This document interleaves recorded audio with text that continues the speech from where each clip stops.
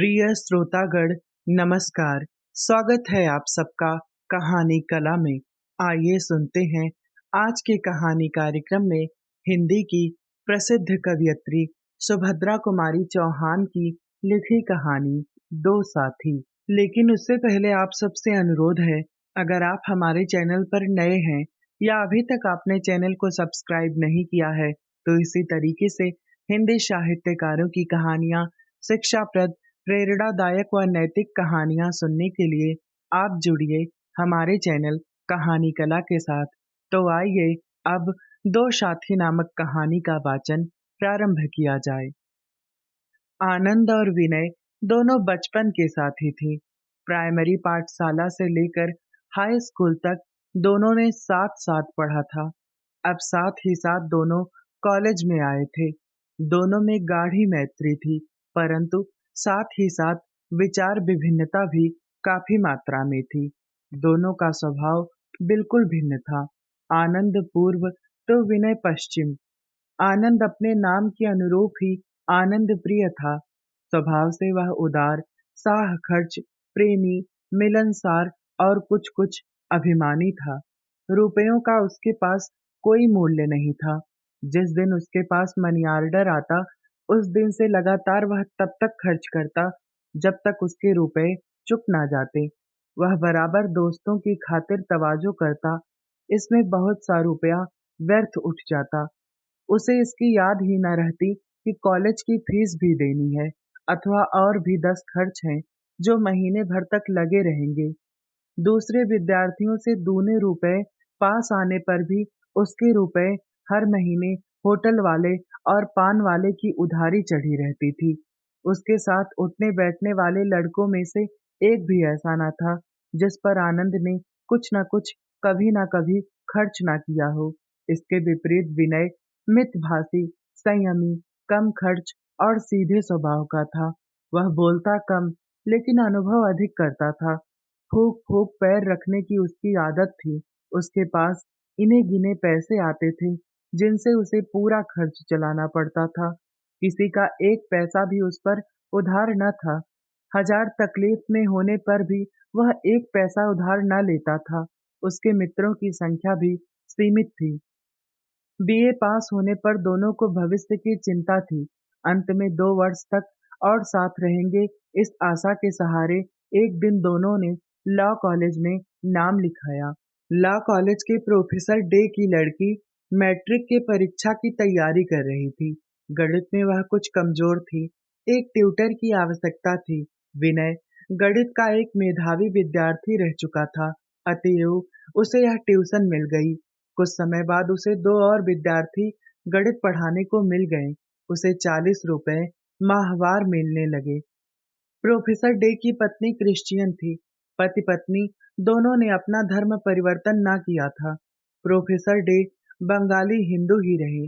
वे मूर्ति पूजा करके रोज नियम से कृष्ण की उपासना करते और उनकी पत्नी इतवार को गिरजाघर जाती थी। उनकी लड़की मीरा का झुकाव हिंदू धर्म की ओर था। माँ उसे मेरी और पिता मीरा कहते थे। मीरा पिता की तरह मूर्ति की उपासना करती और उसके 2 छोटे भाई माँ के साथ गिरजाघर जाते थे। मीरा का झुकाव हिंदू धर्म की ओर देखकर उसकी माँ प्रायः कुपित रहती थी। उसे गवार, बेवकूफ इत्यादि संबोधन से पुकारा करती। माँ बेटी में बहुत अंतर था। माँ साया पहनती तो बेटी साड़ी। माँ के बाल अगर जी ढंग के कटे माँ के बाल अंग्रेजी ढंग के कटे थे। मीरा के बाल लंबे लंबे लहराया करते थे। माँ उसे बिल्कुल ना चाहती थी। मीरा जब कभी बाहर निकलती थी तो पिता के साथ, माँ के साथ वह कभी भी ना जाती। पूर्ण रूप से वह हिंदू थी। मीरा अपने मास्टर से गणित के अलावा उनके धर्म, संस्कृति और आचार विचार की बहुत सी बातें पूछती और उन्हीं के अनुसार अपने दैनिक जीवन को बनाकर आदर्श हिंदू रमणी कहलाने का मधुर स्वप्न देखा करती थी। ईसाई माँ की बेटी होकर भी हिंदू धर्म के प्रति मीरा की आसक्ति किस और दिन श्रद्धा चुपके इस भोली भाली नन्ही सी पवित्र आत्मा ने विनय के हृदय में अपने लिए स्थान बना लिया। विनय ने यह कभी ना जाना और ना जानने का उसने प्रयत्न किया। गुरु और शिष्या के भाव से ही वह एक दूसरे को देखते थे, किंतु इस जिज्ञासु बालिका के प्रति विनय के हृदय में जो आदर और स्नेह के भाव अंकुरित हो गए थे, उन्हें वह छिपा ना सकता था। प्रायः आनंद से एकांत में बात करते समय इस परिवार की चर्चा हो उठती और उस बातचीत के अंदर से चतुर आनंद यह तथ्य निकाल लेता कि अपने शिष्या के प्रति विनय ऊंचे और प्रेम के भाव रखता है। धीरे धीरे आनंद के हृदय में इस लड़की को एक बार देखने की प्रबल उत्कंठा जाग उठी। पहले तो उसने इस उत्कंठा को दबाने का प्रयत्न किया, फिर उसने सोचा कि एक बार देखने या मिलने में कोई पाप तो नहीं है। उसने अपनी इच्छा विनय पर प्रकट की। दोनों मित्रों की राय थी कि देखने लायक वस्तु को देखने में कोई हर्ज नहीं, हर्ज ना देखने में ही है। शाम को जब विनय पढ़ाने जा रहा था, तब आनंद उसके साथ था। प्रोफेसर डे कहीं गए हुए थे। बाहरी बरामदे में मिसेस डे से इन लोगों की मुलाकात हुई। विनय परिचय करा रहा था। उसी समय मीरा भी वहां पहुंची। कुछ गर्व के साथ विनय ने कहा, ये श्री मीरा देवी हैं, जिन्हें मैं गणित पढ़ाता हूँ। मीरा चुप खड़ी रही। किसी तीसरे व्यक्ति के सामने बात करने में संकोच हो रहा था। मिसेस डे ने पुत्री की ओर देखते हुए भर्त्सना के स्वर में कहा, मेरी मिस्टर आनंद से शेक हैंड करो। साधारण शिष्टाचार का भी तुम्हें ज्ञान नहीं है। एक क्षण माता की ओर देखकर मीरा ने अपने दोनों हाथ जोड़कर आनंद से कहा, नमस्ते। नमस्ते उत्तर मिला। क्षण भर मीरा ने आनंद को देखा और अपनी अध्ययनशाला की ओर चल पड़ी। विनय के चले जाने के पश्चात आनंद और मिसेस डे में वार्तालाप होने लगा। 1 घंटे के बाद मीरा को पढ़ाकर विनय बरामदे में आया तो उसने देखा आनंद और मिसेस डे इस प्रकार घुल मिलकर बातें कर रहे थे, मानो वर्षों से एक दूसरे से परिचित हैं। वैसे आनंद का स्वभाव ही कुछ ऐसा था कि वह लोगों से बड़े जल्दी हिल मिल जाता था। विशेषकर स्त्रियां तो उसके प्रभाव में बहुत जल्दी आ जाती थी। वह स्त्रियों के प्रति इतना आदर, इतनी श्रद्धा और इतना सम्मान प्रदर्शित करता कि पहली मुलाकात में ही हर एक मिलने जुलने वाली स्त्री उसे आदर्श पुरुष की श्रेणी में स्थान दे देती थी। इन पिछले 6 महीने में विनय और मिसेस डे में सिवाय नमस्ते के और किसी शब्द का विनिमय ना हुआ था। पर आनंद ने एक ही दिन पर आनंद ने एक ही दिन में अपना प्रभाव इतना अधिक कर लिया कि जब दोनों उठकर चलने लगे, तब मिसेस डे ने उसे दूसरे दिन आमंत्रित किया। आनंद ने गर्व भरी आंखों से विनय को देखा। विनय मुस्कुरा दिया। कुछ दूर तक आने के बाद आनंद विनय से बोला, मूर्ख राज, 6 महीने तक आकर भी तुम मास्टर के मास्टर ही रहे और बंदे ने एक ही दिन में मित्रता का नाता जोड़ लिया। बधाई देता हूँ तुम्हें, पर मैं तो मास्टर की सीमा से आगे बढ़ना ही नहीं चाहता। विनय ने हंसकर कहा, सीमा के आगे बढ़ने के लिए जौहर चाहिए। जौहर क्या समझे? उस जौहर की ना मुझे आवश्यकता है और ना कभी आ ही सकेगा। दृढ़ निश्चय से हंसते हुए विनय ने उत्तर दिया। मीरा मैट्रिक पास हो गई। अब पिता की इच्छानुसार विनय से संस्कृत पढ़ने लगी। आनंद भी डे परिवार का एक व्यक्ति सा हो गया। विनय का अधिक समय इस परिवार के साथ बीतता है। परिवार के छोटे से लेकर बड़े तक का यह प्रेम मात्र हो गया है। बिना पढ़ाए भी प्रोफेसर डे के यहाँ विनय का अधिकांश समय बीतता है। मिस्टर डे का विनय पर बहुत स्नेह है। वे उसे अपने पास बुलाकर उससे बातें करते हैं। कभी कभी उनके हृदय का गहरा विषाद और असंतोष एक दीर्घ निश्वास के साथ बाहर निकल पड़ने को मचल उठता है। मीरा की प्रशंसा बहुत करते हैं और साथ ही उसके भविष्य की चिंता में एक गहरी सांस भी छूट जाती है। बात ही बात में एक दिन उन्होंने मीरा के विवाह के बारे में कहा, तुम जानते हो विनय, मीरा की माँ क्रिश्चियन है, किंतु मेरी लड़की मीरा नहीं। मैं मीरा का विवाह करना चाहता हूँ। लड़का पढ़ा लिखा, ऊंचे विचार वाला, स्वस्थ और सुंदर हो। धन की मुझे परवाह नहीं। मेरे पास यथेष्ट संपत्ति है, जिसमें से आधी मैं अपनी लड़की को दूंगा।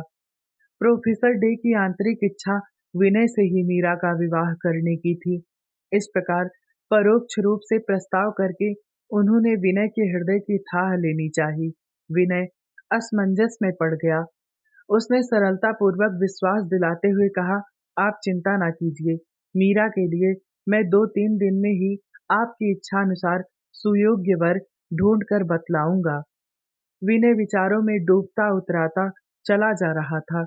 उसने निश्चय किया वह स्वयं मीरा से विवाह कर लेगा। वह मीरा को अच्छी तरह जानता था और उसे यह भी भान होता था कि वह और मीरा एक दूसरे के अधिकाधिक निकट आते जा रहे हैं। उसने सोचा, मुझे मीरा के समान अच्छी लड़की शायद ही मिले। रही बूढ़ी माँ की बात, तो मैं उन्हें सब समझा दूंगा। निश्चय पक्का हो गया। रात को आनंद देर से लौटा। विनय सो गया था। उस दिन सवेरे से ही कुछ ऐसी बातचीत हो गई कि दोनों अलग अलग हुए तो शाम को मिले, वो भी मिसेस डे के मकान पर। जब विनय मीरा को पढ़ाने लगा तब उसकी मानसिक अवस्था ठीक न थी। वह आज मीरा को और ही भाव से देख रहा था। प्रायः वह सोच में डूबा सा रहता और मीरा के कोई प्रश्न पूछने पर चौंक सा जाता था। पुस्तक उठाते समय अचानक मीरा का हाथ उसके हाथ से स्पर्श हो गया। विनय सिहर उठा। मीरा ने जाना आज मास्टर साहब का पढ़ाने में मन नहीं लग रहा है। वह बोली, मास्टर साहब आज आप किस गहरी चिंता में हैं? रहने दीजिए, कल पढ़ाइएगा। पुस्तकें समेट कर उसने एक तरफ रख दी। ठीक कहती हो मीरा, सचमुच आज मेरा जी पढ़ाने में नहीं लग रहा है। कल पढ़ाऊंगा। प्रोफेसर साहब हैं क्या? विनय ने पकड़े जाते देख कर कहा। मीरा ने भीतर से आकर पान रखते हुए कहा, पिताजी कहीं गए हैं, अभी आते ही होंगे। विनय एक बार साहस करके मीरा से विवाह के बारे में सम्मति लेना चाहता था, किंतु साहस न कर सका। उसने अनायास ही मीरा से प्रश्न किया, अच्छा मीरा, तुमने भविष्य में अपने लिए क्या निश्चय किया? अभी मैं क्या निश्चय करूंगी?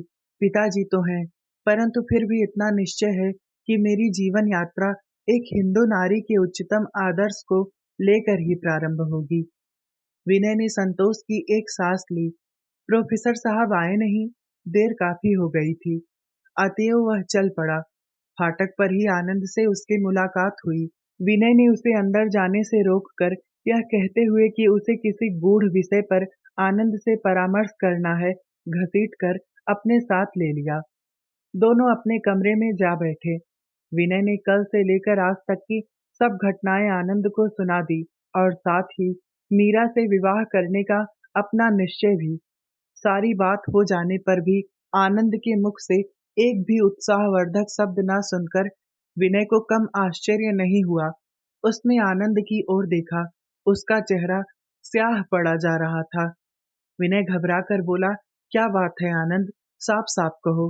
तुम्हें यह बात पसंद नहीं तो मैं विवाह न करूंगा, उन्हें दूसरा वर खोज दूंगा। आनंद उत्तर न दे सका। खाट पर चुपचाप लेट गया। विनय स्टोव जलाकर चाय तैयार करने लगा। चाय पीने के बाद कुछ स्वयं होकर आनंद बोला, तुम्हें इस सफलता के लिए बधाई देता हूँ विनय, पर एक बात है, तुमने तो कर्तव्यवश मीरा से विवाह करने का निश्चय किया, किंतु मुझे मालूम होता है कि मैं मीरा के बिना जी ही नहीं सकूंगा। मैं जो उस परिवार के साथ इतना समय व्यतीत करता हूँ, वह मिसेस डे और उनके बच्चों के लिए नहीं। मीरा का आकर्षण मुझे वहां रोज खींच ले जाता है। किंतु तुमने मुझसे यह तो कभी ना कहा किंतु तुमने मुझसे यह तो कभी ना कहा। कैसे कहता? अपनी दुर्बलता प्रकट करने में तो कभी कभी संकोच होता है। फिर तुम क्या चाहते थे? आखिर में फिर तुम क्या चाहते थे? आखिर मीरा को कैसे प्राप्त करते? विनय ने प्रश्न किया। पहले तो उसके माता पिता के सम्मुख विवाह का प्रस्ताव रखता। यदि वे नहीं मानते तो मीरा को जबरन अपने साथ भाग चलने के लिए तैयार करता। क्या तुम आशा करते हो कि मीरा तुम्हारे साथ भाग जाने को तैयार होगी? कभी उससे प्रेम दर्शाया है? विनय ने जरा तेज होते हुए पूछा। प्रेम दर्शाने के लिए कभी अवसर ही ना मिला, पर अब इन बातों को जाने दो। मीरा के साथ तुम सुखी रहो विनय, यह मेरी कामना है। पर पर तुम्हें दुखी बनाकर मैं सुखी न रह सकूंगा। तुम्हारा सुख मेरा सुख है, तुम्हारा दुख मेरा दुख है। विनय ने अधीर होते हुए कहा। अब उपाय ही क्या है? आनंद कह उठा। घबराओ नहीं आनंद, उपाय है। मीरा के पिता से अभी मैंने कुछ नहीं कहा, उन्हें तुम्हारा नाम सुझा दूंगा। कहते हुए विनय ने गहरी सांस ली और पलंग पर लेट गया। सवेरे से विनय ने जिस सोने के संचार की रचना की थी, वह एक हल्के से हवा के झोंके से गिरकर मिट्टी में मिल गया। दोनों बड़ी देर तक चुपचाप खड़े रहे।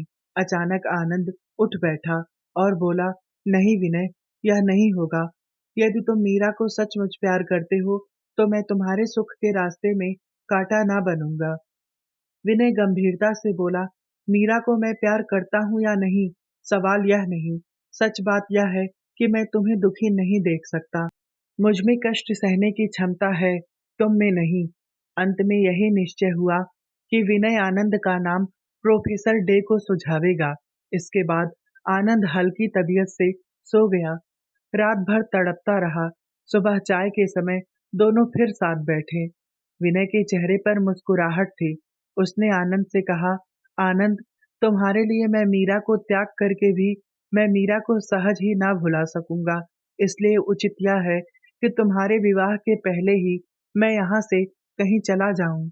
जाने से पहले मैं मीरा को कुछ उपहार स्वरूप दे जाऊंगा। उसमें तो तुम्हें कोई एतराज नहीं होना चाहिए। कुछ ठहर कर उसने फिर कहा, एक बात और आनंद, इसे भूलना मत। देखो, मीरा को कभी किसी प्रकार का कष्ट ना देना। अगर मुझे मालूम हुआ कि तुमने उसे कभी किसी तरह का भी कष्ट दिया है, तो मित्रता भूल जाऊंगा। तुमसे उसका बदला लिए बिना ना रहूंगा। इसे मजाक ना समझना, बहुत सोच समझ कर कह रहा हूँ। किंतु विनय, तुम्हें खोकर क्या मीरा के साथ मैं सुखी रह सकूंगा? तुम्हारा अभाव तो मुझे कदम कदम पर खटकेगा। आनंद के स्वर में भर्राहट थी, पीड़ा का आभास था। कॉलेज के जीवन के बाद तो हमें अलग होना ही पड़ता। इसके लिए हृदय को दुर्बल ना बनाओ। पर एक बात तुमसे कहता हूँ कि मीरा को कभी कष्ट ना देना। विनय का गला भर आ रहा था। विनय, मैं मीरा को कभी किसी प्रकार का कष्ट ना होने दूंगा। आनंद आगे कुछ ना कह सका। आंखें भर आई थी। शाम को जाकर विनय ने प्रोफेसर डे से मीरा के लिए आनंद का नाम सुझाया। प्रोफेसर डे के चेहरे पर प्रसन्नता ना दिख सकी, जिसकी आशा विनय को थी। साथ ही विनय ने कहा, मैं किसी आवश्यक कार्य से बाहर जा रहा हूँ, जल्दी ही लौटकर आ जाऊंगा। विनय वहां से उठकर मीरा के पास गया। मीरा पढ़ने की प्रतीक्षा में बैठी थी। विनय ने अपने को संभालते हुए कहा, मीरा, मैं आज तुम्हें ना पढ़ा सकूंगा। मैं जरूरी काम से बाहर जा रहा हूँ। कब लौटूंगा कह नहीं सकता। मैं तुम्हारे लिए कुछ पुस्तकें लाया हूँ। इन्हें ध्यान से पढ़ना और समझना। आवाज में एक दर्द था, एक अनुग्रह था। मीरा के सामने किताबों का ढेर लगाकर एक अंगूठी मीरा की उंगली में पहनाते हुए कहा, इसे कभी उंगली से अलग ना करना। मैं कहीं भी रहूं, इससे मेरी आत्मा को संतोष होगा।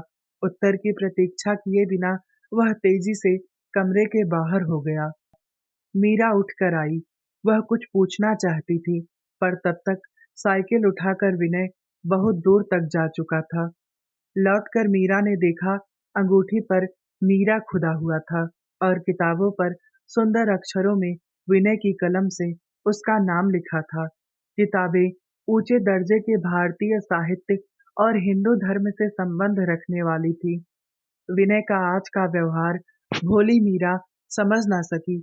यदि एक बार भी वह विनय की ओर आंख उठाकर देखती, तो उसके हृदय का प्रचंड विषाद मीरा की समझ में आ जाता। पर मीरा में इतनी समझ कहाँ थी। मीरा इसी चिंता में उदास बैठी थी कि आनंद आ गया। मीरा का जी कुछ हल्का हुआ। उसने सोचा, इनसे विनय के बारे में कुछ जान सकूंगी। आते ही पूछा, क्या आप लोग घर जा रहे हैं? नहीं, ऐसी तो कोई बात अभी नहीं है, कहते हुए आनंद अपनी जगह पर बैठ गया। किसने कहा तुमसे? उसने मीरा से प्रश्न किया। मीरा बेचारी क्या कहती, चुप रह गई।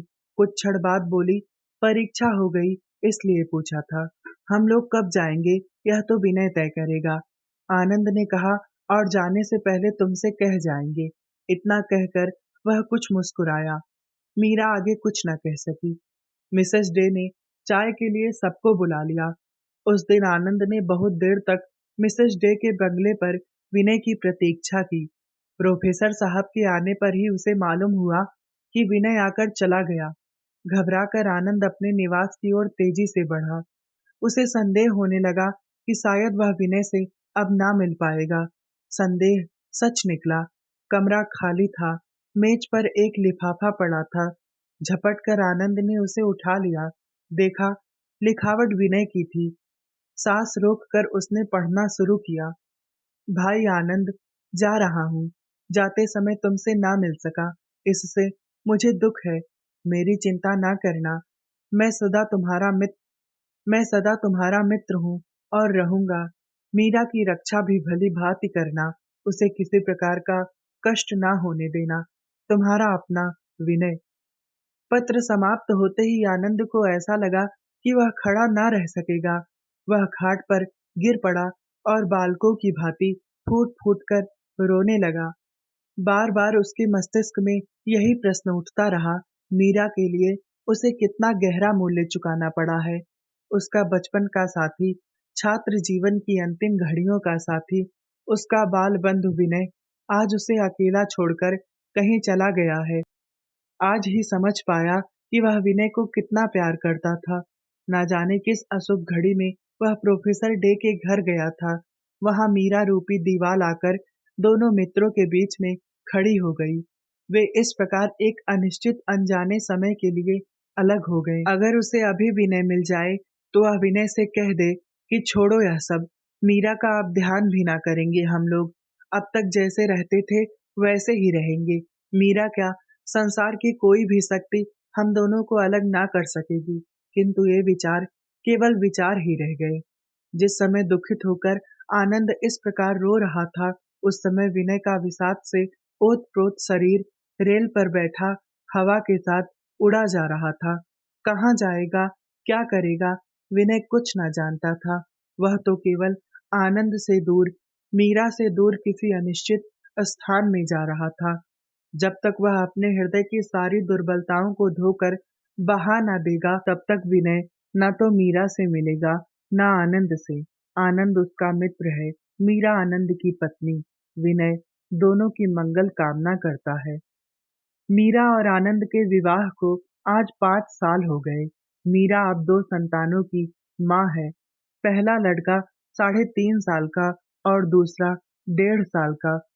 पिछले साल से इस छोटे से परिवार पर बड़ा ही भीषण आर्थिक संकट उपस्थित हो गया है। विवाह के समय आनंद को दहेज के तौर पर 10,000 रुपए प्रोफेसर डे से मिले थे, साथ ही रहने के लिए एक बंगला भी। किंतु पास में रुपया होने पर और कोई रोक टोक ना होने के कारण फिजूल खर्ची होने लगी। आनंद की आदतें और भी बिगड़ गई। परिणाम यह हुआ कि 5 साल में 5 रुपए भी शेष न रह सके। ईसाई मत की बेटी से विवाह करने के कारण परिवार वालों ने आनंद का बहिष्कार कर दिया था। इधर 2 साल हुए, प्रोफेसर डे ने भी इस संसार को छोड़ दिया। मिसेस डे ने एक एंग्लो इंडियन से पुनर्विवाह कर लिया, इसलिए आनंद को आर्थिक सहायता कहीं से भी न मिल सकती थी। मीरा के जेवर, कीमती उपहारों को बेच-बेच कर किसी प्रकार घर का काम चल रहा था। पहले प्रोफेसर डे के और मीरा के बहुत आग्रह करने पर भी आनंद वकालत करने को तैयार ना हुआ था। अब मुश्किल थी फीस की। 150 रुपए कहाँ से लाए? नौकरी के लिए भी बहुत कोशिश की, पर कहीं ऐसी नौकरी ना मिली जिसे वह अपनी मर्यादा के योग्य समझता। इस बीच उसमें दुर्व्यसन भी बढ़ चले। आर्थिक कठिनाइयों के साथ-साथ शराब पीने की सहूलियत बढ़ती गई। पहले वह रात को ही पीता था, अब तो 24 घंटे में से 1 घंटा भी ऐसा ना था जो शराब पीने के लिए उपयुक्त ना हो। हालत यहाँ तक बिगड़ी कि घर में स्त्री बच्चों को भोजन की व्यवस्था के पहले उसे बोतल की चाह लगी रहती थी। कभी-कभी दिन और रात वह ना जाने कहाँ बिता देता और घर आने पर मीरा से रुपयों की फरमाइश करता। बात फरमाइश पर ही समाप्त ना हो जाती, मारपीट, गाली-गलौज तक नौबत पहुंचती। लज्जा के मारे मीरा कुछ बोलती ना थी। जब तक गहने या कोई बेचने वाला सामान उसके पास रहा, तब तक देती रही, पर अब कुछ भी शेष ना बचा था। यहाँ तक कि उसने अपनी कुछ कीमती साड़ियाँ भी आनंद को उठाकर दे दी, किंतु पीने के बाद तो आनंद की तृष्णा और भी बढ़ जाती थी। ना तो उसमें विवेक रह जाता था, ना बुद्धि। नशे में वह भूल जाता था कि मीरा कहाँ से पैसा ला सकती है। पैसों के लिए वह उसे डांटता, उससे लड़ता और कभी-कभी बड़ी निर्दयता से मारता भी था। यह बात ना थी कि नशा उतरने पर उसे अपने इन नीच कृत्यों पर ग्लानि ना होती हो। नशे में जो आनंद ज्वालामुखी बन जाता था, वही नशा उतरने पर मीरा से क्षमा मांगता, शराब ना पीने का वादा करता और अपने वादे पर 2-4 दिन कायम भी रहता। परंतु हाथ में कुछ भी पैसा आया, आनंद फिर शराब का साथी और बाद में बस उसे गया बीता हो जाता था। इधर कई दिनों से मीरा की अंगूठी पर जो विनय ने उपहार स्वरूप दी थी, झगड़ा चल रहा था। आनंद अंगूठी बेचना चाहता था और मीरा उसे न देना चाहती थी। मीरा के जीवन की कटुता को बढ़ाने में मिसेस डे का पुनर्विवाह एक नए अध्याय के रूप में खुल गया था। उसे बात-बात पर आनंद ताने देता कि आखिर वह अपनी माँ की बेटी है। उन्होंने प्रोफेसर डे को मारकर दूसरी शादी कर ली। तुम भी मुझे मारकर वही करोगी, इसलिए अंगूठी पर तुम्हारा इतना मोह है, उसे देती नहीं। मीरा ने जबान पर ताला डाल रखा था, हृदय पत्थर का बना रखा था। सब कुछ सुनती, सब कुछ सहती, पर जवाब ना देती। इसी अंगूठी के पीछे एक दिन आनंद झगड़ कर चला गया। 2 दिन तक घर के छोटे-छोटे बच्चों को भूख से रोते बिलखते देखकर किस माँ का हृदय चूर-चूर ना होने लगेगा। मकान में नीचे कुछ किराएदार रहते थे। महीना पूरा महीना पूरा होने को था। मीरा ने सोचा कि कुछ रुपया किराए के मांग लूं, पर जब खबर भेजी गई तो पता चला किराया आनंद पहले ही ले चुके हैं। विनय एक कॉलेज में गणित का प्रोफेसर हो गया था। इधर कई दिनों से उसकी अंतरात इधर कई दिनों से उसकी अंतरात्मा अपने मित्र आनंद और मीरा से मिलने के लिए अकुला रही थी। वह अपनी दुर्बलताओं पर विजय पा चुका था, अतएव वह बिछड़े लोगों से मिलने चल पड़ा। मोटर से ही यात्रा करने का निश्चय किया। विवाह से पहले जो बंगला प्रोफेसर डे मीरा को देने वाले थे, वहां पहुंच गया। लोगों से उसे पता ज्ञात हो गया। उसने सोचा कि बिना सूचना दिए चुपके-चुपके जाकर उन्हें आश्चर्य में डाल दूंगा। चोरों की तरह जीने से चढ़कर जब विनय ऊपर पहुंचा तो देखा कि छज्जे पर दोनों बच्चे बैठे हैं। देहली पर जीने की तरफ पीठ किए मीरा बैठी है। सामने थोड़े से भुने चने पड़े हैं। उन्हें छील-छील कर बच्चों को खिला रही है। विनय स्तब्ध सा खड़ा रह गया। यह वही मीरा है और यह मेरे आनंद का निवास स्थान है। फिर उसने सोचा, मैंने गलती तो नहीं की। इतने में ही मीरा ने जो पीछे देखा इतने में ही मीरा ने जो पीछे देखा तो खड़ी हो गई। स्वाभाविक हंसी के साथ बोली, मास्टर साहब आप हैं, आइए। बहुत दिनों के बाद हम लोगों की याद आई। कुर्सी पर बैठते बैठते विनय ने पूछा, आनंद कहाँ है? मीरा क्या जवाब दे? उसका चेहरा उतर सा गया। अपनी फटी धोती संभालती हुई बोली, बाहर गए हैं, अभी आते होंगे। ठहर कर उसने कहा, हाँ, देखिए मैंने आपकी अंगूठी कभी अंगुली से नहीं निकाली, फिर भी आप हम लोगों को भूल गए। विनय ने पूछा, ये बच्चे तुम्हारे हैं? उसने सरसरी तौर से मकान के चारों ओर नजर डाली। मकान का पुराना वैभव जहां-तहां अब मरणोन्मुख अवस्था में दृष्टिगोचर हो रहा था। भीषण दरिद्रता इन सबका उपहास करती हुई अट्टहास कर रही थी। इसी समय छोटे बच्चे के सामने का छिला हुआ चना खत्म हो गया और वह भूख के मारे चिल्लाने लगा। मीरा चने छील-छील कर खिलाने लगी। बच्चे ने चने फेंक दिए और दूध मांगा। मीरा आश्वासन दे सकी, दूध नहीं। बच्चा मचल पड़ा। बड़े लड़के ने उसे समझाते हुए कहा, माँ को तंग ना करो, दूध नहीं है। विनय परिस्थिति समझ चुका था और जब उसने यह करुण दृश्य देखा तो अभी आध घंटे में आता हूँ कहकर वह तेजी से सीढ़ी उतर बाजार की ओर बढ़ गया। विनय के जाने के कुछ समय पश्चात ही आनंद आया। शराब में झूमता हुआ उन्मत्त। उसने मीरा से खाना मांगा। बेचारी मीरा क्या देती, घर में कुछ था ही नहीं। विवेक तो दूर ही रहा, पर बुद्धि भी नशे में चूर हो जाती है। आनंद ने आओ देखा ना ताव, पास ही रखी कैंची उठाकर मीरा को मारी। कैंची मीरा के सिर में जोर से लगी, खून की धार बह चली। आनंद खाट पर गिरकर बड़बड़ाने लगा, दरिद्र घर की है ना, चने को खाने को देती है। मैं घोड़ा हूँ जो चने खाऊंगा। उन्मत्त आनंद क्या जाने कि वे चने भी मीरा ने अपने दो लालों की भूख शांत करने के लिए उधार लिए थे। विनय ने आकर दूसरा ही दृश्य देखा। खून से सनी मीरा बड़े बच्चे का हाथ पकड़े और छोटे को गोद में लिए एक तरफ खड़ी है। आनंद आंखें बंद किए खाट पर पड़ा बड़बड़ा रहा है। मिठाई और फलों की टोकरी विनय ने फर्श पर रखी। आवाज सुनकर आनंद ने आंखें खोली। विनय को देखते ही वह बोल पड़ा, ओह, तुम हो विनय, तुम ही ने इसका दिमाग बिगाड़ रखा है। चोरी से मिलने आते हो, शर्म लगती है मेरे सामने आने में। विनय ने देखा आनंद होश में नहीं है, आंखें आग उगल रही हैं।